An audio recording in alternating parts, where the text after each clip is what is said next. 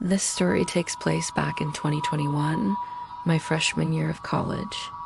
I grew up in a small town in West Virginia, and the university I went to was also in a small town, just about a 15-minute drive from my family's home.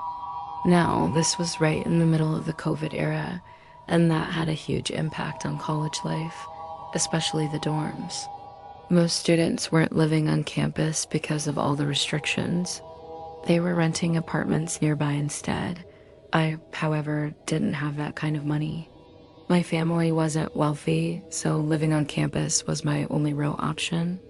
Since I lived so close, my plan was to stay in the dorm during the week and then drive home every weekend. It seemed like a good compromise. I still wanted that full college experience, you know? The dorm life, the independence, all of it. So, move-in day arrives. This is when I meet my roommate for the first time in person.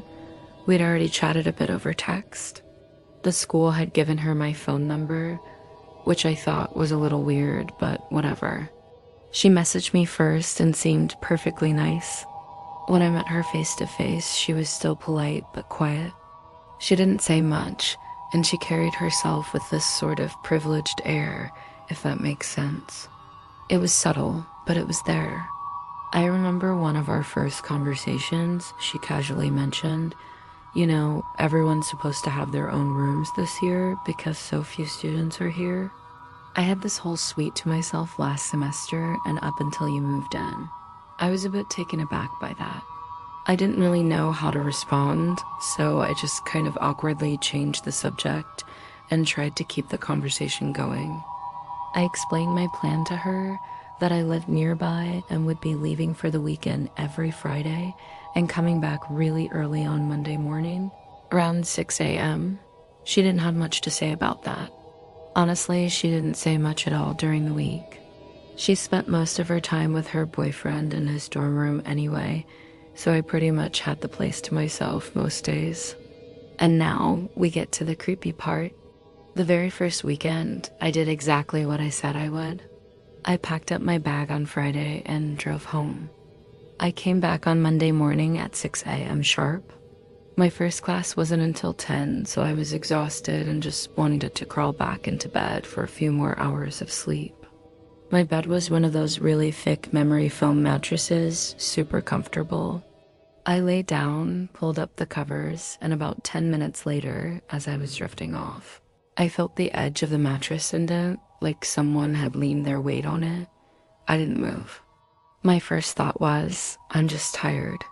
I waited a minute, barely processing what was happening because I was in that half-asleep state.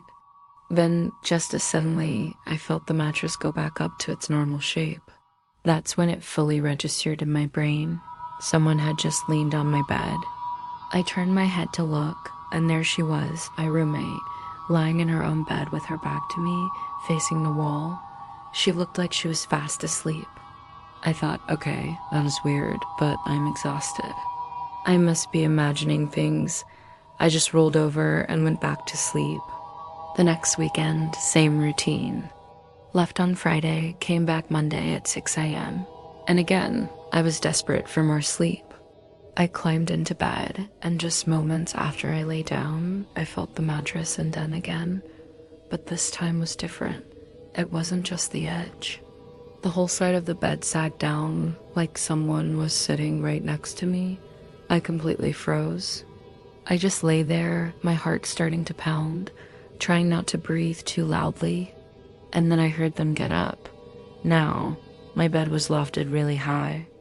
I actually had to use a little step stool to climb up into it, and I heard a distinct sound of someone jumping off the bed onto the floor.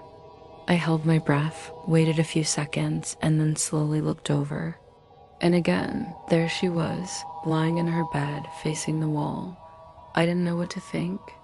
Was I hallucinating from sleep deprivation? Was this sleep paralysis?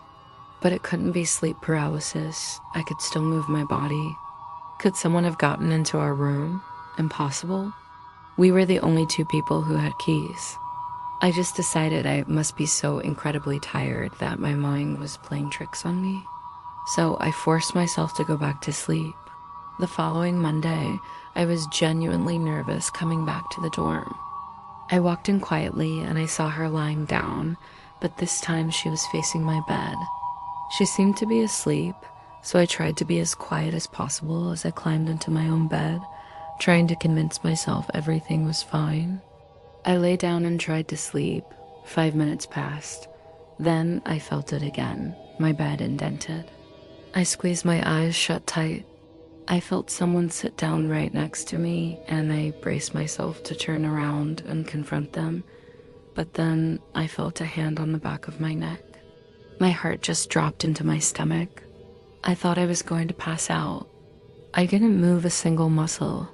The hand wasn't squeezing, it was just resting there, holding my neck.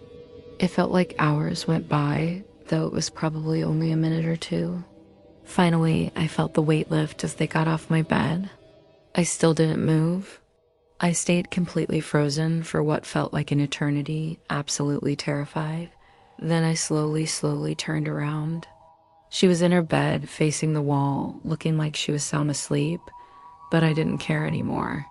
I scrambled out of my bed, left the room immediately, and called my mom, shaking. I didn't go to any of my classes that day. I told my mom everything that had happened from the very first incident. She was horrified and immediately called the school. They were actually very understanding. Thank God they allowed me to switch rooms right away. They asked me if I wanted to involve the police, but I said no. I didn't have any actual proof that she'd done anything. It was just my word against hers. I just asked them to please not give her another roommate for the rest of the year. After I had moved all my stuff and was unpacking in my new safe room, a few things started clicking into place. I remembered her telling me once that she had a previous roommate who didn't stay very long, but she never explained why.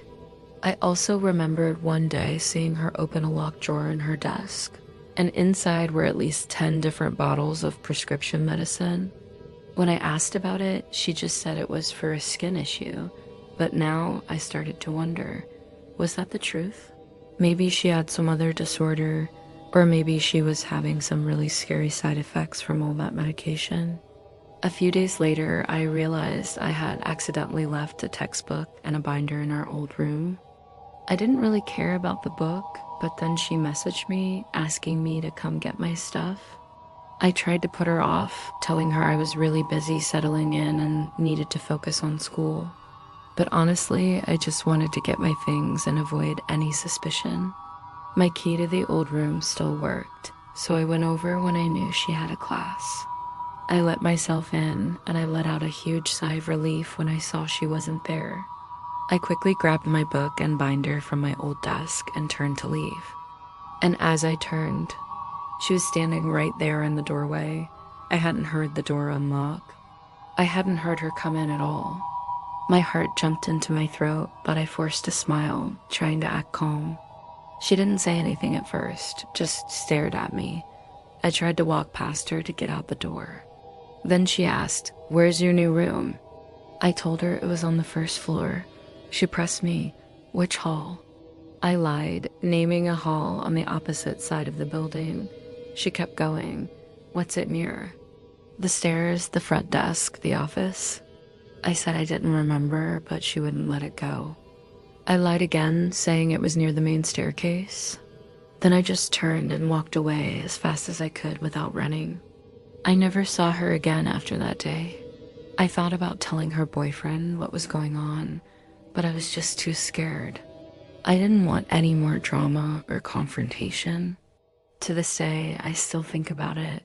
Was I just dreaming, hallucinating? I really don't think so, but it couldn't have been anyone else in that room. Only she and I had keys. Maybe she was sleepwalking, a weird side effect of her meds, or maybe she was planning something truly sinister. My mom has a theory that she was testing me, seeing how close she could get before I woke up. And that one morning, when she put her hand on my neck, maybe that was the day she was going to actually try to choke me. I'll never know for sure. It's all in the past now, but I sincerely hope she never got another roommate again. Thanks for listening to my story. It's a crazy one, I know. If you have any creepy roommate stories of your own, I'd love to read them in the comments below. Don't forget to like this video and subscribe for more content. Stay safe out there,